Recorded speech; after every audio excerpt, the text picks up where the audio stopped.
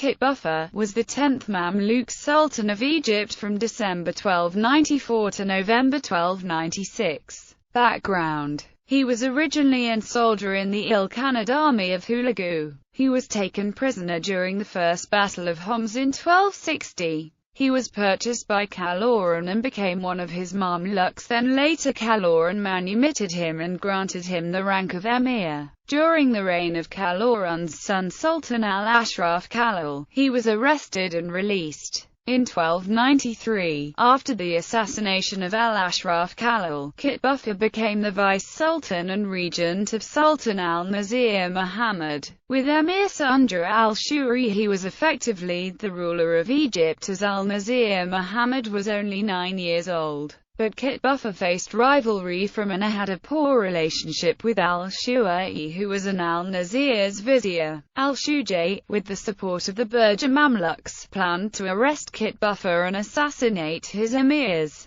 But Kitbugha was informed about al-Shu'i's plan by a Tartar named Kungha. Kitbugha lay siege to the citadel with the support of the Genghis Khanites and the Shahzori Kurds. However, he was defeated by the Berger Mamluks and had to flee to Bilbiz. He later returned to Cairo and lay siege to the citadel again after his emirs defeated the Bergis. Kitbugha's siege of the citadel lasted for 7 days, with daily clashes with the Sultani Mamluks and al-Shuri supporters. Many of al-Shuri's emirs moved over to Kitbugha's side. The emirs of Kitbugha informed Sultan al-Nasir Muhammad's mother that the dispute was between him and al-Shuri and not with her son. So she locked the gates of the citadel with al-Shuri trapped in his house outside the citadel. After that, more of his emirs deserted him and moved over to the side of Kitbugha. Al-Shuri, who was not popular among the Egyptians, was killed while he was on his way to the citadel to discuss the dispute. When the gate of the citadel was unlocked, Kitbugha and his emirs went in. Kitbugha's followers who were imprisoned by al-Shuri were freed, and many Berger Mamluks who supported al-Shuri were either arrested or removed from the citadel. Al-Shuri's properties in the Levant were seized and his deputies there were arrested. About 300 of the Berger Mamluks who were removed from the citadel by Kitbugha rebelled and went on a rampage in Cairo. These Mamluks, known as the al-Mamalik al-Ashraf ya Kalal, were enraged because Hassam ad-Din Lajan, who was involved in the murder of their benefactor, Sultan al-Ashraf Kalal, had arrived in Cairo but was not arrested and punished. The Ashraf ya Kalal were defeated and many of them were killed and executed. Rise to power. Kitbugha continued as the regent and the actual ruler of Egypt, with al-Nasir Muhammad, being a child, merely the nominal sultan. After the murder of Vizier al-Shuri, Kitbugha became more powerful. He was then convinced by Lajan,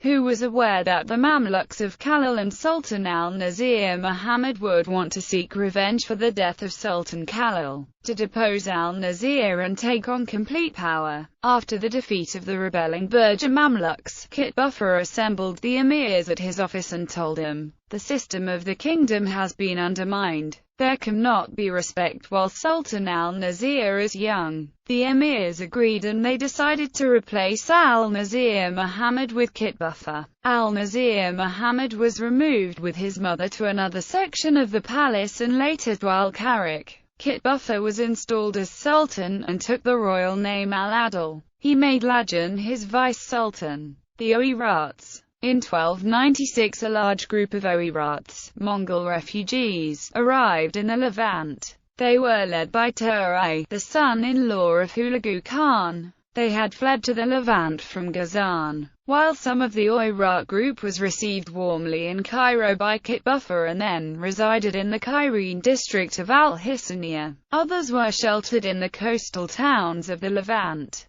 The Oirats were not Muslims, but after they intermarried with Egyptian emirs and later with Egyptian commoners, they converted to Islam and merged with Egyptian society. However, as Kitbugha was himself of Mongol origin, his extraordinary generosity towards the Oirats made many emirs suspicious about his motives. This would be one of the factors that would later lead to his downfall. Loss of power. Later in the reign of Kitbugha, Egypt and the Levant faced shortages of water and food in addition to an epidemic that caused the death of many people in Egypt. Kitbugha was not popular among the Egyptians, who regarded him as a bringer of ill omens. Also, the Egyptians were not pleased with Kitbugha's generosity towards the Oirats, who were not Muslims, while the Egyptians were suffering from high prices of food and economic hardship. While Kitbugha was in Damascus, the emirs decided to get rid of him. The emirs went to Kitbugha and met him while he was on his way to Egypt. Kitbugha was angry with Bizari, who was a prominent emir, and accused him of corresponding with the Mongols.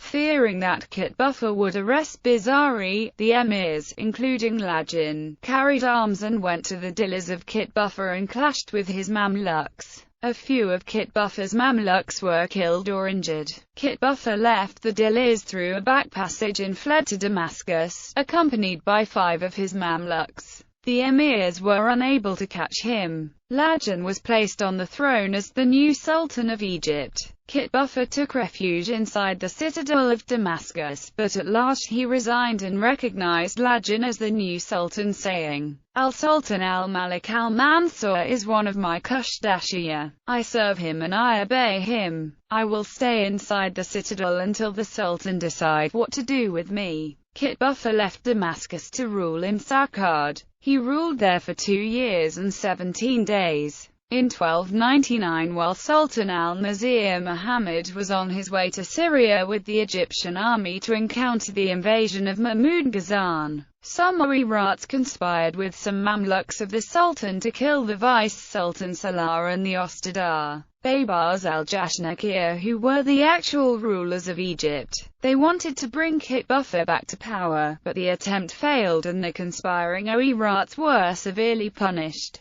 After the defeat of al-Nasir Muhammad's army at the Battle of Wadi al-Khazanda, Kitbugha fled to Egypt and served Salah. After Ghazan left Syria, Kitbugha became the deputy of Sultan al-Nasir Muhammad in Hama, where he died in 1297. Coins of Al-Adil Kitbugha. In 1295, during the reign of Sultan Kitbugha, it was decided for the first time in Egypt that coins had to be weighed before being exchanged for goods or services. Thus the value of coins were based on their weight and not on their quantity.